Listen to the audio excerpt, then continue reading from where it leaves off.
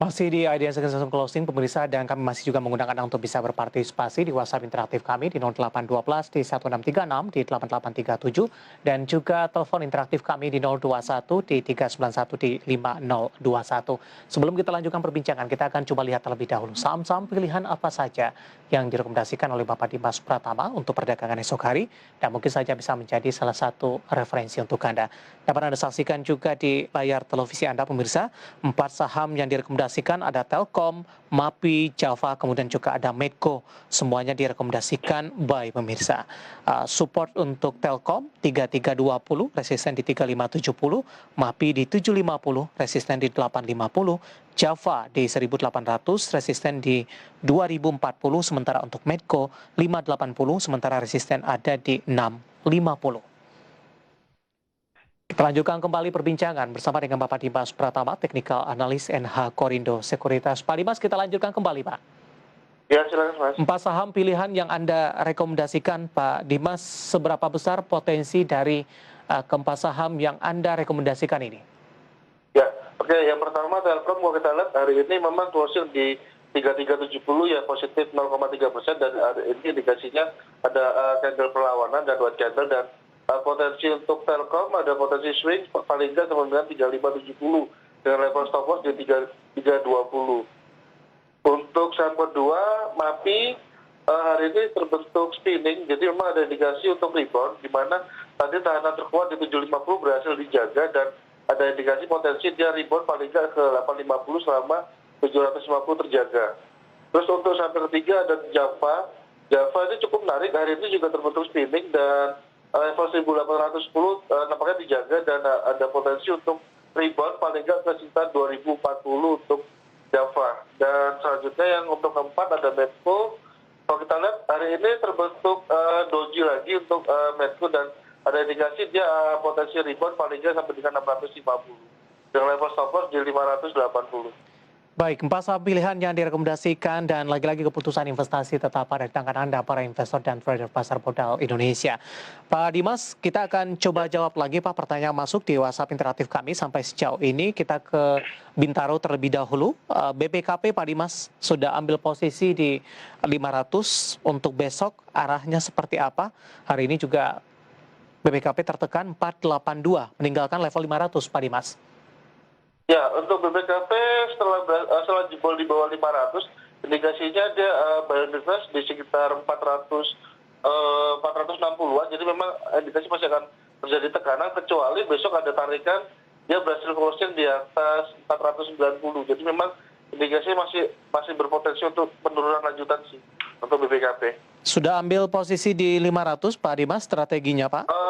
Boleh averaging down, the best entry point-nya di sekitar 460. Mungkin bisa 1:1, nanti ketika rebound paling nggak di sekitar 490 sampai 500 bisa dicicil jual dulu. Baik, selanjutnya kita akan coba sapa ada Hardian di Cirebon. Terima kasih sudah bergabung bersama kami. Astra Internasional sudah ambil posisi di 5650, Pak Dimas. Analisis Anda hari ini juga tekanan cukup dalam terjadi kepada Astra. 5450 sudah meninggalkan level 55, sementara Pak Hardian ada nyangkut di level 56, Pak Dimas.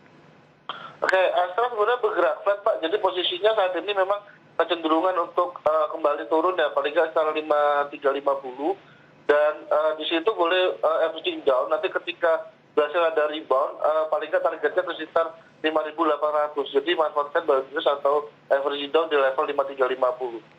Oke, 5350 level yang direkomendasikan averaging down untuk Bapak Hardian di Cirebon, yang nyangkut di level 5650 untuk Astra Internasional. Selanjutnya kita ke Surabaya, Pak Dimas, ada Bapak Anto. Oh, ternyata juga mempertanyakan saham yang sama nih, Pak, ASI, tapi levelnya lebih tinggi lagi, Pak Dimas, di 5700, Pak. Apakah strategi tradingnya juga sama dengan Pak Hardian yang ada di Cirebon tadi? Ya, kalau di 57, kalau kita masuk di sekitar 54, berarti kan average kalau 1:1 sekitar 5.500. Iya. Jadi nanti ketika ada potensi swing sampai dengan 5.800, sebaiknya bisa take profit untuk keluar dulu. Jadi masih bisa potensi untuk dengan average down di 5350 atau 5400-an. Oke, strateginya untuk Bapak Anto di Surabaya nyangkut untuk Astra Internasional di 5700. Selanjutnya kita akan coba sapa ini Bapak Riki dari Surabaya. Terima kasih sudah bergabung untuk mempertanyakan Java. Tadi Java juga sudah kita bahas ya Pak dan masuk ke dalam saham rekomendasi Anda untuk perdagangan esok hari. Arto, posisi di 11.350, averaging down atau di cut loss Pak Dimas? Analisis Anda. Oke, Arto. Ini agak volatile tinggi Pak. Jadi kalau kita lihat selama bertahan di atas 9.000 ada potensi indikasi dia kembali lagi menguji start 10.300. Jadi sebaiknya average down aja Pak untuk level-level saat ini. Dengan level stop loss ketat di 9.000 ya. Baik, tapi tadi di pembukaan sesi pertama tekanan cukup dalam Pak. 8.800, sempat disentuh tadi oleh Arto. Ya, low-nya sekitar 8.800 dan hari ini terbentuk hammer. Jadi indikasi ada potensi rebound. Paling nggak dia akan menguji 10.300 itu paling nggak di sekitar level di atas MA ini ya, di atas MA 5-an lah sekitar itu. Jadi memang indikasinya ada rebound selama di atas 9.000. Jadi stop loss di 9.000. Oke, averaging down di level penutupan hari ini untuk meminimalkan kerugian yang terjadi untuk Bapak Riki dari Surabaya, Arto yang sudah ambil posisi di level atas 11.350.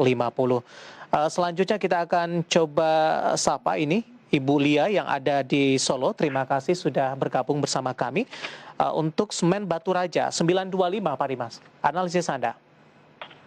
Oke, SMBR sekarang posisinya menguji level support di 900. Jadi memang ada indikasi dia selama kuat di atas 900, indikasinya dia akan balik lagi mengetes paling nggak di 975. Jadi memang bisa buy reverse atau average down di sekitar 900. Jadi nanti ketika 975 bisa dijual dulu. Baik, kita akan coba ke pertanyaan selanjutnya Pak Dimas. Ini tanpa menyebutkan nama dan lokasi. KLBF di 1580, apakah layak hold, support dan resistennya? Oke, KLB kalau secara valuasi ada sekitar 1.900. Jadi memang kalau posisi saat ini sebaiknya bayar gitu saja Pak. Karena potensi penurunannya masih bisa sampai dengan 1.500. Jadi memang dia akan bergerak, masih akan bergerak antara 1.500 sampai dengan 1.600. Baik, Pak Dimas, tadi di listed komoditi update kami hari ini ada diagnos laboratorium utama TBK atau DGNS Pak. Di tengah tekanan yang terjadi terhadap indeks harga saham gabungan, DGNS hari ini mengalami penguatan yang cukup signifikan. Tadi juga sudah kami sampaikan dari sisi fundamental kinerja mereka melejit di sepanjang tahun 2020 lalu. Bagaimana analisis Anda untuk DGNS ini? Merupakan salah satu emiten pengetang baru di Bursa Efek Indonesia, Pak Dimas, dengan penguatan yang signifikan di penutupan sesi kedua hari ini. Ya, DGNS kalau kita lihat memang level take profit ada di 880 dan sudah utuh sebaiknya take profit sell untuk rekomendasi DGNS. Di 880 ya Pak? Iya, take profitnya 880, jadi kalau sudah punya, semoga ada potensi rebound lagi. Kalau tidak terjadi sebaiknya yang sudah utuh jualan dulu aja, langsung dijual. Takutnya dia bisa terkoreksi lagi di bawah 700. Apakah ini hanya momentum dari sentimen positif kinerja mereka di 2020, Pak Dimas? Sementara dari sisi sektor masih belum menopang? Kalau secara teknikal pun dan juga cara news pun juga mendukung ya kenaikannya. Kemarin berhasil break di atas 700 dan hari ini sudah kena di peaknya di sekitar 880-an. Nanti akhirnya sempat di 885 dan closing di 820 dan ini bukan indikasi investor sudah pada take profit. Jadi hati-hati yang sudah untung sebaiknya bisa realisasikan untung, bisa jual apabila besok terjadi tekanan guyuran sebaiknya langsung sell. Baik, sell on strength Pak Dimas? Bisa sell on strength, bisa. Take profit sebagian? Langsung jual Mas, karena posisinya sudah kena di 880 untuk peaknya. Baik, DGNS 820 menguat di 10,07% di penutupan sesi kedua di perdagangan hari ini. Kita akan coba sapa ada Bapak Anggiat di Bekasi, INKP, support dan resisten. Apakah sudah bisa masuk atau direkomendasikan INKP, Pak Dimas?